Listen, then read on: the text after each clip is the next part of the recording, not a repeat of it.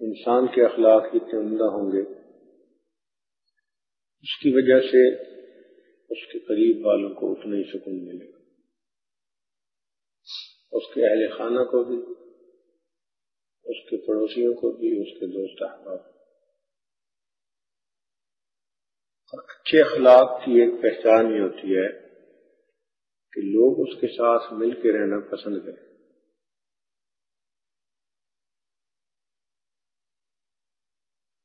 عام طور پر دیکھا گیا ہے کہ جس آدمی کے اخلاق اچھے ہوں، جو دوسرے کا خیال رکھنے والا ہو، اپنے تقاضوں کو دبا کر دوسروں کی ضروریات کو پورا کرنے والا ہو، لوگ اس کے ساتھ رہ کے خوش ہوتے ہیں۔ اور جو ترشرو ہو، بات بات پہ غصہ کرے، بگڑے،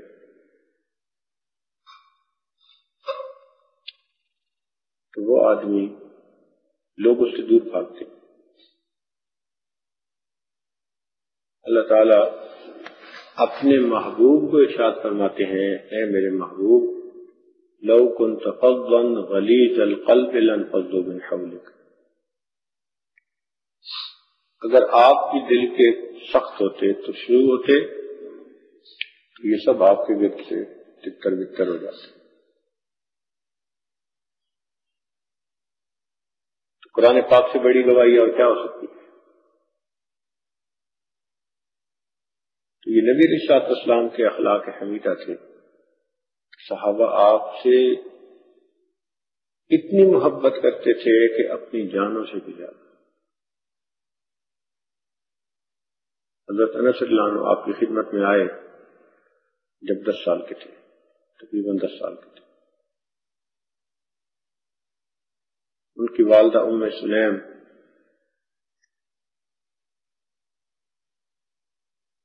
نبی علیہ السلام کی بہت خدمت کیا کرتی تھی۔ انہوں نے اپنے بیٹے کو پیش کیا، اس لیے نبی علیہ السلام اور کہیں بھی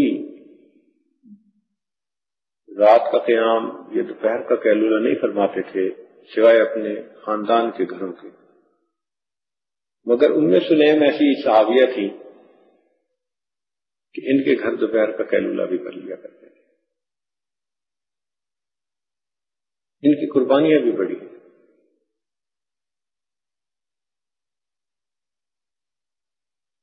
ان کی محبت عقیدت کا یہ حال تھا کہ وہ اپنے بچوں کو شیشی دیا کرتی تھی اور کہتی تھی کہ جب نبی علیہ السلام آرام فرمائیں، سو رہے ہوں اور آپ کے جسم مبارک پہ پسینے کے قطرے آئیں تو تم ان قطروں کو شیشی میں جمع کر لیا کرو۔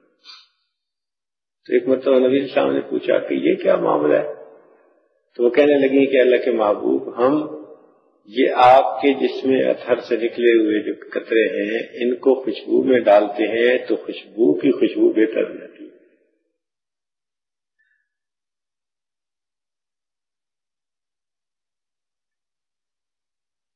ان کی محبت عقیدت کا یہ۔ تو حضرت انس رضی اللہ عنہ فرماتے ہیں کہ میں اس عمر میں آیا اور وہ زندگی بھر پھر ساتھ رہے۔ فرماتے ہیں کہ میرے محبوب نے ساری زندگی نہ مجھے کبھی ڈانٹا، نہ مجھے کبھی مارا، اور نہ انہوں نے مجھے کسی بات سے منع کیا۔ کیا مطلب؟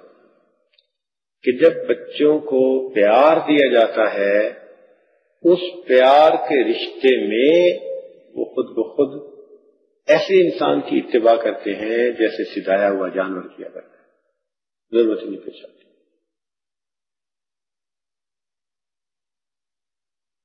یہ کتنی عظمت ہے نبی علیہ السلام کی۔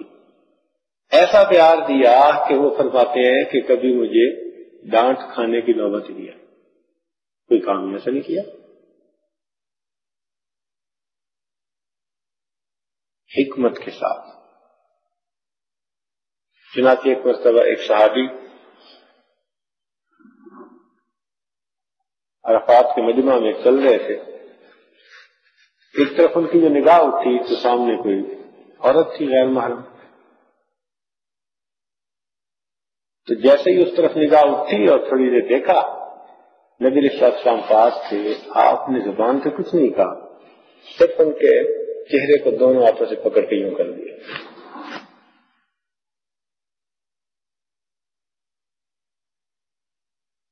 حکمت دیکھیے، اگر زبان سے کہتے کہ مت دیکھو تو گویا اس کے ایک عمل پر آپ کی گواہی پڑ جاتی،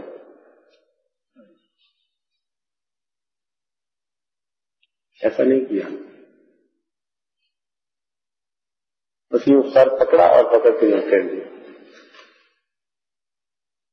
اتنی پیاری تنبیہ، یہ حکمت کہلاتی ہے۔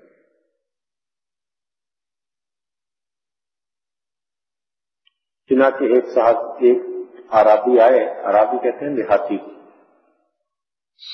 مسجد نبوی میں انہوں نے نماز پڑھی، بیٹھے محفل میں، تھوڑی دیر کے بعد جو وہاں سے اٹھے تو مسجد ہی کی حدود میں جو صحن پڑا تھا وہاں بیٹھ کے پیشاب کرنے لگے۔ دیہاتیوں کی عادت ہوتی ہے دیوار کے اوٹ میں پیشاب کر لیتے۔ اب جب دوسرے صحابہ نے دیکھا تو انہوں نے وہیں سے پکارا، اوئے کیا کر رہا ہے؟ نبی اسلام نے دیکھا تو اشارہ سے منع فرما دیا، مت کچھ۔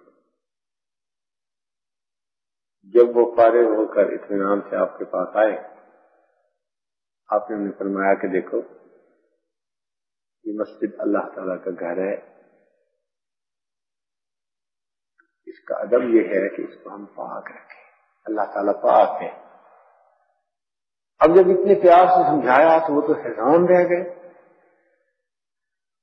اب سوچیں، جب انہوں نے پیشاب کرنا شروع کر دیا، اگر اس وقت ٹوک بھی دیتے تو ان کے بس میں بھی نہیں تھا۔ جب یورینیشن پروسیس شروع ہو جاتا ہے تو اس کو روکنا بندے کے بس میں نہیں ہوتا۔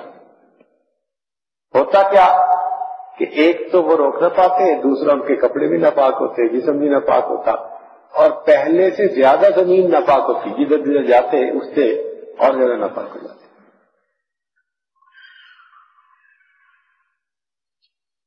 تو آپ صلی اللہ علیہ وسلم نے خاموشی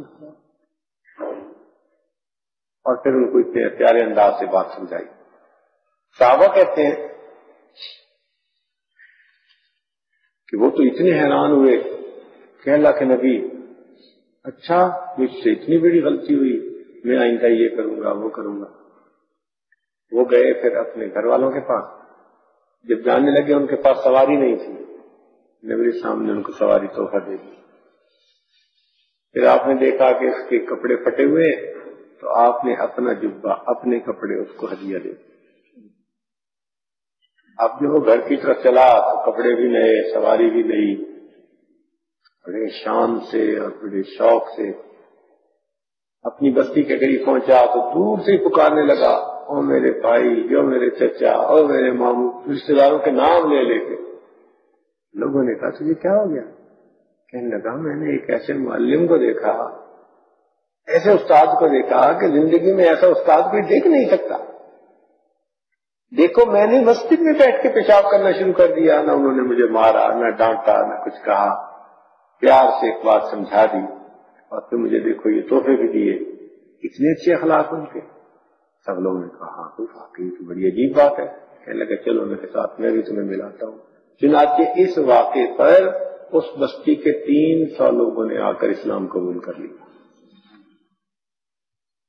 تو یہ ہوتے ہیں اچھے اخلاق جو دل مول لیتے ہیں۔ عائشہ صدیقہ رضی اللہ تعالیٰ نے فرمایا کرتی تھی، فتحت المدینہ بالاخلاق، مدینہ اخلاق کے ذریعے فتح ہوتا ہے۔ اس لیے ہمیں اس چیز کا بہت خیال رکھنا چاہیے، ہمارے قول سے، ہمارے فعل سے کوئی ایسی بات نہ ہو کہ دوسروں کا دل دکھے۔ آج تو یہ حال ہے کہ جتنا قریب رہ رہے ہوتے ہیں اتنے ایک دوسرے کا زیادہ دل دکھا رہے ہوتے ہیں۔ یہ کہاں کی دینداری آ گئی؟ یہ ہماری بیوقوفی ہوتی ہے۔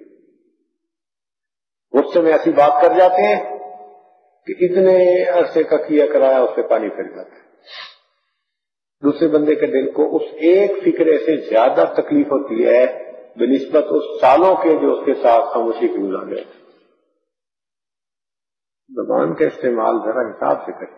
یاد رکھے تلوار کا زخم بھر جایا کرتا ہے، زبان سے جو زخم لگتا ہے وہ کبھی نہیں بھرا کرتا۔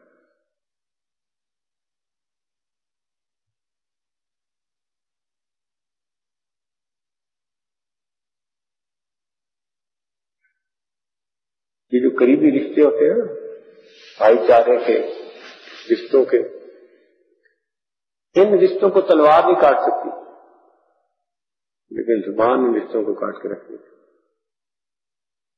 تو یہ تلوار سے بھی زیادہ خطرناک ہے. تلوار چلے تو نقصان تھوڑا، زبان چلے نقصان زیادہ. تلوار چلی تو جان گئی، زبان چلی ایمان گیا.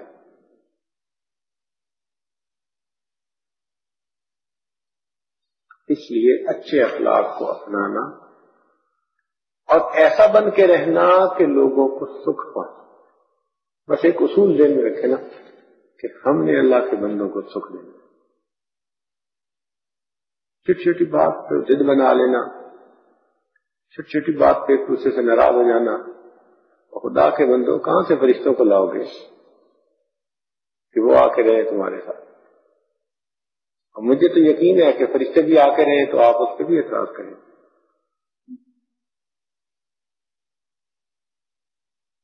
عادت ہو نا جس کی عیب دیکھنے کی، اس کو تو جبریل علیہ السلام میں بھی عیب نظر آ جانے.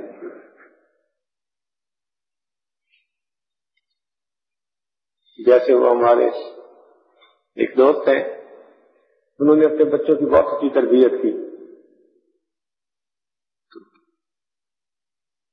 بہت اچھی تربیت کی. اللہ تعالیٰ کی شان دیکھیں کہ ان کو بچیوں کے لیے بہت اچھے داماد ملے. ایک ذرا داماد عجیب رنگ کا مل گیا، اب وہ ان کی بیٹی کو بہت تنگ کرتا. تو ان سے ایک دفعہ کسی نے پوچھا بھائی آخر وجہ کیا ہے؟ کہتے ہیں بس اس کو جو کہتے ہیں وہی کرتی ہے. یہ اس کے اعتراض، کہتے ہیں اس کو جو کہتے ہیں بس وہی کرتی ہے.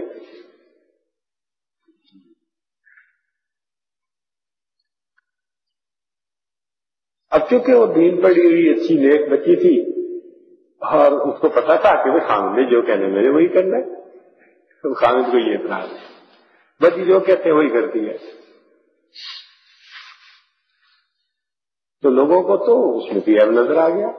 یہ بھی عیب ہے کیوں سمجھیے کسی کی نظر میں کہ جو کہتے ہیں وہی کرتی ہے.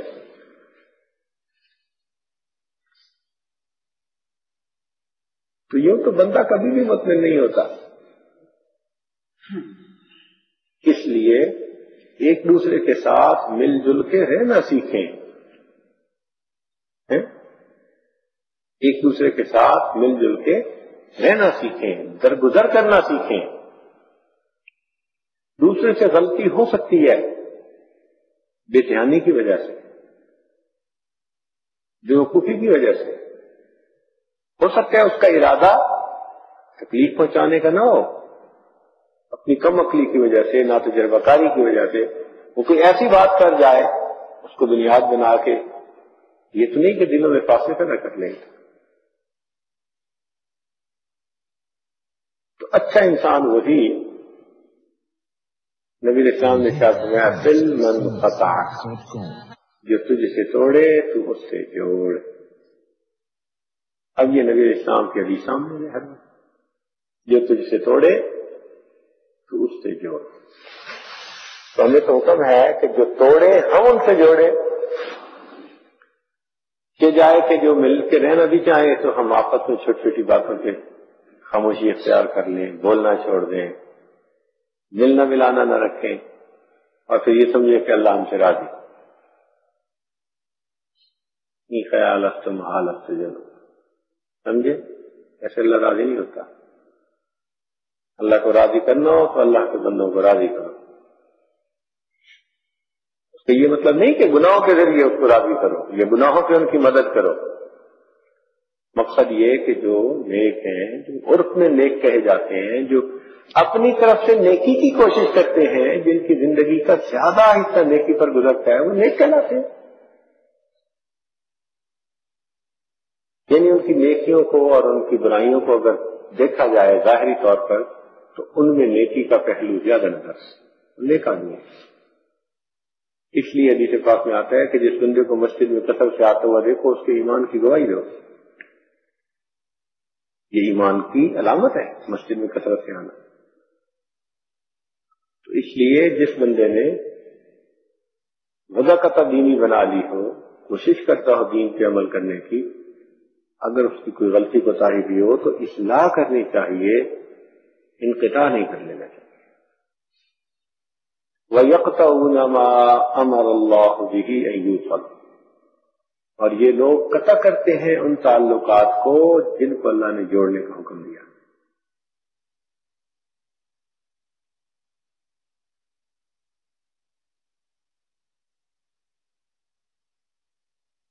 اب دیکھیے، غور کیجیے ذرا، ایک بات بتاتا ہوں۔ مثلا میاں بیوی ہے، تو میاں بیوی میں جتنا محبت پیار کا تعلق ہوگا اتنا اللہ تعالیٰ کو پسند ہے، جتنا محبت پیار کا تعلق ہوگا اتنا اللہ کو پسند ہے۔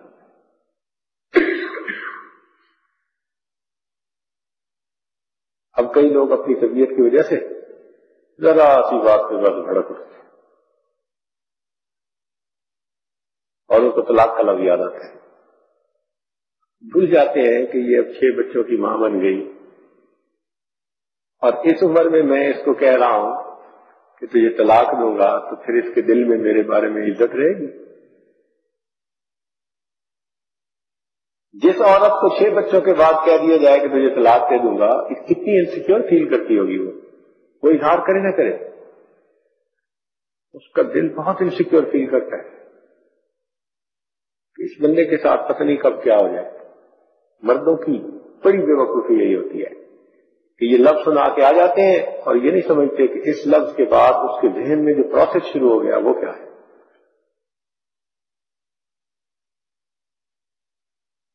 چنانچہ یہ اپنی بے وقوفی کی وجہ سے ایک دماغ میں 2 دماغ بنا دیتے ہیں، وہ پھر رہتی بھی ساتھ ہے مگر اپنی سوچ بھی رکھتی ہے کہ میں نے اپنے آپ کو پروٹیکٹ کیسے کرنا ہے۔ کوئی سہارا اس کو چاہیے ہوتا ہے، کوئی بندہ اپنے دل کا غم سنانے کے لیے چاہیے ہوتا ہے۔ کتنی بے وقوفی کی۔ کہتے ہیں کہ جس سے انسان کا تعلق ناگزیر ہو، یعنی دور ہو ہی نہیں سکتا، اس کے ساتھ رنجش کا پیدا کر لینا، اس سے بڑی دنیا کی بے وقوفی کوئی نہیں ہوتی۔ کوئی دور تو ہو نہیں سکتے اور رنجش بھی اسی سے پیدا کر رہے ہیں، تو دل دکھنے والی بات ہے نا۔ اس لیے شریعت کا حسن دیکھیے کہ اس نے یہ کہا، شریعت نے یہ کہا کہ میاں بیوی جتنا محبت پیار سے رہیں گے اتنا ہی پسندیدہ۔ اب انسان ہے نا، کبھی بیوی کسی موڈ میں، کبھی خامن کسی موڈ میں، کبھی خامن سے غلطی ہو سکتی ہے، کبھی بیوی سے ہو سکتی ہے۔ اچھا جب ہو سکتی ہے تو شریعت کی خوبصورتی دیکھیے کہ شریعت نے کہا کہ ان دونوں کو پیار محبت سے رہنا چاہیے، اگر اس میں کوئی میرے حق میں کمی ہے تو ہم اپنا حق معاف کر دیں۔ اس لیے اگر میاں بیوی کے درمیان ناراضگی ہو، شریعت کا مسئلہ ہے، اور سلو کروانے والا درمیان میں ایسی بات کوئی کر دے کہ جو حقیقت کے خلاف ہو، مثلا اس کو کہ یہ تیری بیوی تو اس سے محبت بہت کرتی ہے، اور غصے میں تو اسے لڑ لیتی ہے، فلاں ہے، مگر محبت بہت کرتی ہے اور تیری تعریفیں بھی کر رہی تھی، حالانکہ اسے تعریف نہیں کی لیکن یہ ایسی بات کر دیتا ہے جس سے کہ خاوند کے دل میں بیوی کا پھر وہی قرب آ جاتا ہے، یا بیوی کو سمجھائے کہ تیرے خاوند بے وقوفی کی وجہ سے ایسی بات کر گیا، لیکن حقیقت یہ ہے کہ وہ تجھے بہت چاہتا ہے، بیوی اس کی بڑی اسٹرانگ فیلنگ ہے تیرے بارے میں، تو جس سے کہ بیوی کا دل ذرا موم ہو جائے خاوند کے بارے میں اور وہ قریب آ جائے۔ اگرچہ یہ خلاف واقعہ بات ہے جس کو ہم جھوٹ کہتے ہیں، اللہ تعالیٰ فرماتے ہیں میاں بیوی کے درمیان سلو کروانے والا شخص اگر حکمت کی وجہ سے کوئی جھوٹ بھی بولے گا، میں جھوٹ کے گناہ کو معاف کر دوں۔ اور جب پروردگار نے اپنے حق معاف کر دیے اور یہ کہا کہ تم اکٹھے ہو جاؤ، مل جاؤ، تو پھر بندوں کو کہاں اختیار ہے کہ وہ لوگوں کے درمیان فاصلے پیدا کریں۔ اسی حدیث پاک میں آتا ہے کہ لیلۃ القدر میں اللہ رب العزت سب گناہوں کی معافی کر دیتے ہیں، چند گناہوں کو معاف نہیں کرتے، جن میں سے ایک میاں بیوی کے درمیان جدائیاں ڈالیں۔ کئی ہوتے ہیں نا جی، بیوی کو خاوند کی بات کر دی، خاوند کو بیوی کی بات کر دی، جدائیاں دل میں ڈالتے ہیں۔ اللہ تعالیٰ ليلۃ القدر میں بھی اس گناہ کو معاف نہیں کرتے۔ تو بات یہ سامنے آئی کہ اچھا انسان وہی کہ جو اللہ کے بندوں کو سکھ دے، دکھ نہ دے، اور جتنے قریبی لوگ ہوں گے، تعلقات والے ہوں گے، ان کے ساتھ خوش اخلاقی کا دگنا فائدہ ہوگا۔ کہ ایک مومن کے ساتھ اور ایک رشتہ دار کے ساتھ توحید-سنت.com ہم نے دیکھا کہ مسجد میں 2 آدمی نماز پڑھنے آئے، ایک نے کہا پنکھا چلا دو، دوسرے نے کہا نہیں ضرورت نہیں، ان کی آپس میں لڑائی ہوئی۔ اب بتائیے کہ اس سے بڑی بیوقوفی اور کیا ہو سکتی ہے کہ موسم ایسا ہے درمیان کا، ایک کی طبیعت چاہ رہی ہے پنکھا چلا دو، دوسرے کہتے نہیں بند کر دو، اب اس سے لڑ پڑے ہیں دونوں نمازی۔ وہ بھول گئے اس بات کو کہ ہم نے خدا کو ایک مانا، ہم نے اپنے رسول پہ جو ہے وہ گواہی دی، ہم نے قرآن کو مانا، ہم نے قیامت کو مانا، فرشتوں کو مانا، دین ایک ہے ہمارا، قبلہ ایک ہے ہمارا۔ اتنا سب کچھ ایک ہونے کے بعد اور پھر زندگی کا رخ دونوں کا نماز کی طرف ہے تو نیکی کی طرف ہے۔ اب یہ بھی کوئی بات ہے کہ پنکھا چلا دو اور پنکھا نہ چلا دو، ایثار نہیں نا، قربانی نہیں۔ میں بڑی بری بات، بڑی آپ دیکھیں اکثر یہ جو باتیں ہیں نا یہ میں کی وجہ سے آتی ہیں۔ میری بات نہیں سنی گئی، میری بات نہیں مانی گئی، ہماری سنتا ہی کوئی نہیں، یہ میں ہی ہوتی ہے اس کے پیچھے ہمیشہ۔ بھائی آپ وہاں نہیں جاتے، وہاں ہماری تو سنتا ہی کوئی نہیں، یعنی میری مانی جاؤ، میری مانی جائے، جو میں کہہ دوں بس وہ مان۔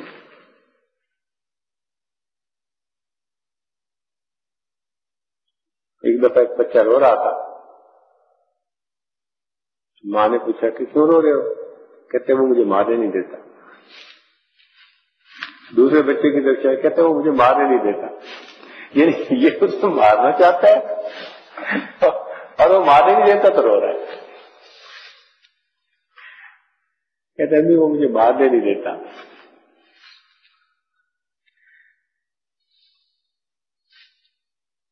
تو بھائی اچھے اخلاق اپنائیں اور انسان بن کے زندگی گزارے۔ اب جب دوسرے کو تولنا ہو تو ذرا دل کھول کے تولے، دل تنگ کر کے تولنا کہ بس سوئی کے ناکے میں سے گزارنا دوسرے کو، یہ کوئی انسان نہیں۔ اس لیے شریعت نے کہا کہ جیسے اپنے بارے میں معاملہ چاہتے ہو ایسا دوسروں کے بارے میں بھی معاملہ رکھو۔ کیا ہم چاہتے ہیں کہ قیامت کے دن اللہ تعالیٰ ہماری کسی ایک غلطی کی وجہ سے ہمیں جہنم میں ڈال دے؟ ہم چاہتے ہیں اللہ ہم سے درگزر فرمائے۔ جب ہم چاہتے ہیں کہ ہمارے ساتھ درگزر کا معاملہ ہو تو ہمیں چاہیے ہم بھی دوسروں کے ساتھ درگزر کا معاملہ کریں۔ تو اس لیے رہن سہن سیکھنا پڑتا ہے۔ یہ باتیں تو چھوٹی نظر آئیں گی لیکن حقیقت یہ ہے کہ رہن سہن سیکھنا پڑتا ہے۔ آپ ایک بار ذہن میں بٹھا لیں کہ دنیا میں جو بھی انسان ہے وہ انسان ہے، اس سے غلطی ہو سکتی ہے، بس انبیاء کرام کی شان ہے کہ وہ غلطی سے اللہ تعالیٰ نے ان کو بلند کر دیا، باقی سب انسان۔ اللہ تعالیٰ کے یہاں دستور یہ ہے کہ جس بندے سے غلطی ہو اور وہ معافی مانگ لے، اللہ تعالیٰ اس کی گناہوں کو اس کی نیکیوں میں تبدیل کر دے۔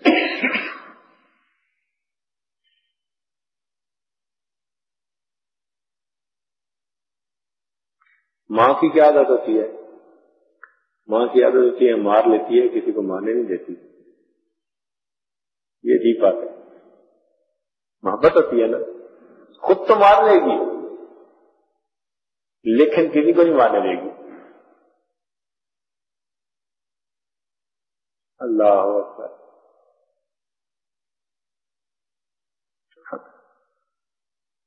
اللہ تعالیٰ کیا سبق دیتے ہیں ہمیں قرآن مجید میں. دیکھیں ذرا غور سے سنیے.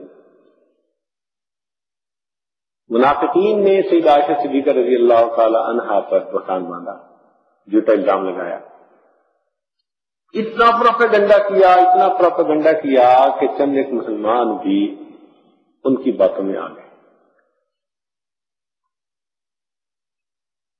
ان میں ایک وہ بھی تھے جو سیدنا صدیق اکبر رضی اللہ عنہ کے رشتے دار تھے اور غریب تھے، اور سیدنا ابوبکر صدیق رضی اللہ عنہ نے ان کا ماہانہ باندھا ہوا تھا. ان کو ماہانہ خرچے کے لیے رقم دیتے تھے. اب ایسے سے تو زیادہ توقع کی جاتی ہے نا کہ ایک رشتے دار ہو اور دوسرا بندہ اس کو سپورٹ بھی فائنینشلی کر رہا ہو، تو اس سے تو توقع کی جاتی ہے کہ بھئی اگر کوئی گھر کے خلاف بات ہوگی تو وہ گھر کا ہی حفاظت کرے گا، ساتھ دے گا. یہ توقع تو نہیں کی جاتی کہ وہ دشمنوں کے ساتھ مل کے الٹا گھر کے بارے میں باتیں شروع کر دے گا. تو جب انہوں نے بات کی تو سیدنا صدیق اکبر کو بڑا غصہ آیا،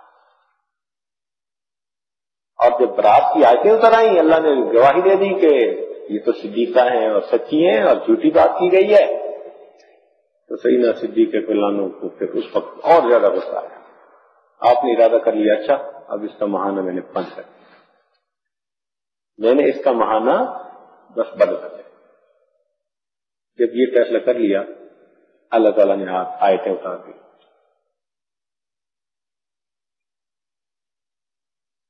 قرآن کی آیتیں اتار دی اور ان کو کہا کہ جو اہل فضل ہیں، یعنی جن کو دیا گیا ہے اور وہ لوگوں کو دیتے ہیں، ان کو یہ بات زیب نہیں دیتی کہ اگر وہ دوسروں کے ساتھ احسان کا سلوک کر رہے ہیں تو اس احسان کے سلوک کو وہ بند کر دیں. ان کو چاہیے کہ وہ معاف کر دے.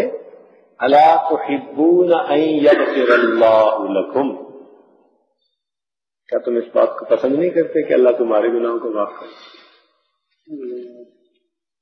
قرآن کے الفاظ دیکھو کہ ان کو معاف کر دے. کیا تم اس بات کو پسند نہیں کرتے کہ اللہ تعالیٰ تمہیں معاف کر دے؟ ولا یأتل اولو الفضل منکم، تم میں سے اولو الفضل ہیں ان کو یہ بات زیب نہیں دیتی کہ وہ جن کے ساتھ احسان اور فضل کا سلوک کرتے ہیں وہ بند کر دیں. لا تحبون ان یغفر اللہ لکم، کیا تم اس بات کو پسند نہیں کرتے کہ تمہیں اللہ معاف کر دے؟ سبحان اللہ. جب یہ آیتیں اتری سیدنا صدیق اکبر رضی اللہ عنہ اس کو پڑھ کر یہ کہنے لگے اچھا میں اپنے رب کی بات پر جو ہے عمل کروں گا. چنانچہ آپ جتنا خرچہ پہلے دیتے تھے اس تاریخ سے اس خرچے کو ڈبل کر دیں،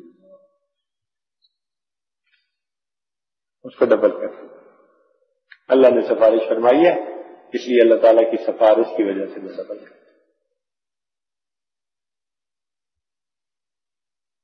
چنانچہ میدان جہاد میں ایک مرتبہ کافروں کی تعداد بہت زیادہ تھی، جس کی وجہ سے مسلمانوں کو پیچھے ہٹنا پڑا. اب جب پیچھے ہٹنا پڑا تو پیچھے ہٹنے کی وجہ سے نبی صلی اللہ علیہ وسلم کو دل میں رنج ہوا کہ پیچھے نہیں ہٹنا چاہیے تھا. چنانچہ اللہ رب العزت نے قرآن پاک کی آیتیں اتار دی. اے میرے محبوب، یہ جو آپ کے دوست جو ہیں یہ جنگ میں دشمنوں کے زور کی وجہ سے وقتی طور پر پیچھے ہٹ گئے تھے اور آپ کے دل میں رنجش ہے. واستغفر لہم وارحمہم، آپ ان کی استغفار کو، معافی کو قبول بھی کر لیں اور ان پر رحم کھائیے. وشاورہم فی الامر، مختلف کاموں میں ان سے مشورہ بھی کر لیجیے. اللہ تعالیٰ کی شان دیکھیں، صرف یہ نہیں کہا کہ ان کی غلطی معاف کر دیں، ان کی غلطی کو معاف کر لیجیے، پھر ان کے ساتھ رحم کا معاملہ کیجیے اور ان کو اپنے امور کے مشوروں میں شریک فرما لیجیے. یہ ہے اخلاق عظیم. تو ہم اگر ان چیزوں کو سامنے رکھیں اور اپنے آپ کو دیکھیں تو واقعی ہم تو اللہ کے بندوں کو بہت ہی تکلیف دیتے ہیں. کبھی قول سے تکلیف دی، کبھی فعل سے تکلیف دی. اللہ ہی حافظ ہے ہمارا. اللہ تعالیٰ ہمیں اپنے اخلاق اچھے بنانے کی توفیق نصیب فرما دے۔ وآخر دعوانا ان الحمد للہ۔